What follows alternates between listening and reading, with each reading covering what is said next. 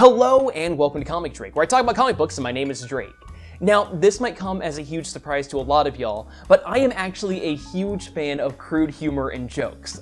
I know, based on what I've told you about my taste in the past, you might not actually believe me. But I want to talk to you guys about one of my favorite indie books ever. It is called Quantum and Woody, and it's by the guys over at Valiant Comics. Quick aside, everything that I've read of Valiant has been absolutely phenomenal.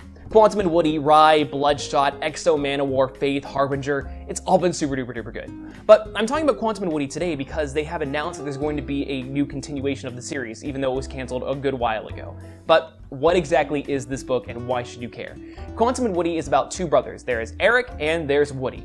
Eric ends up becoming the hero Quantum and Woody ends up becoming the hero Woody. It's pretty obvious. Now, you might notice that Eric is black, Woody is white, and that's because Woody was adopted. So, there you go. Woody is more of the troublemaker scumbag character who is super freaking funny, and Eric is the clean-cut character. He joined the military, all that stuff. Anyway, they have been a bit estranged, but their dad was killed by the legacy of Thomas Edison, who they're this evil group of people that are trying to take all technological advances for themselves. It's great. Anyway, the experiments and research that their dad has done, he would not hand it over to the Edison people, so he was murdered. And Eric and Woody end up going in to look into this, and they walk in on this experiment accidentally because buttons were being pressed. And they are granted these quantum powers.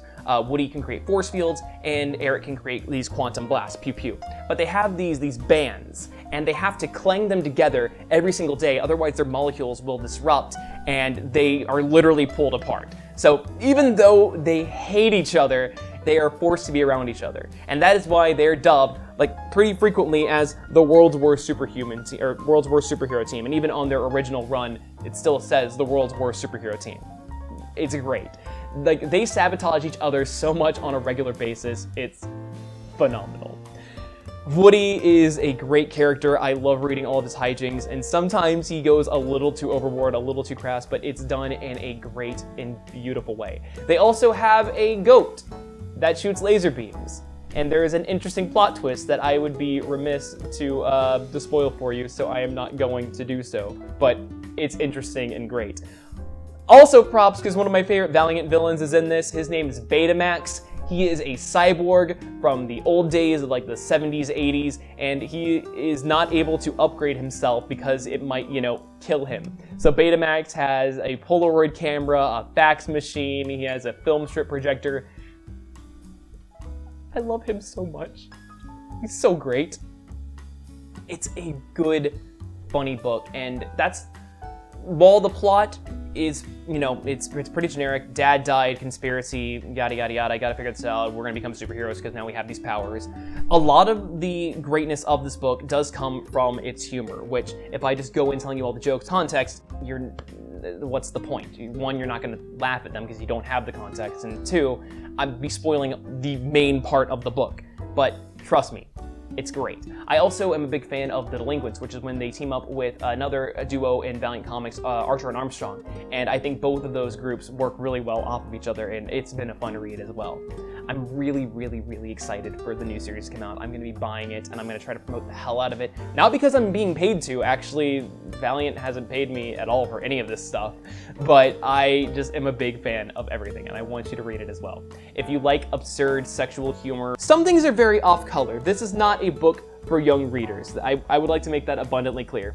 But they play around with superhero tropes. They do a lot of what Deadpool tries to do, and a lot of what Deadpool does falls flat for me, but I think this works well. I think it is very grounded in its concept, and I love just every bit of this. It's creative, it's funny, it's absurd, it's raunchy, it is everything you want from characters like this. And plus, before the book actually launched, they did these webcomic strips, and they include them in the back of this first trade, and they're also pretty funny. They're out of continuity, but they make fun of comic conventions and other stuff, and making fun of promotional material for comic books. It's great. It's great. I'm running out of adjectives here.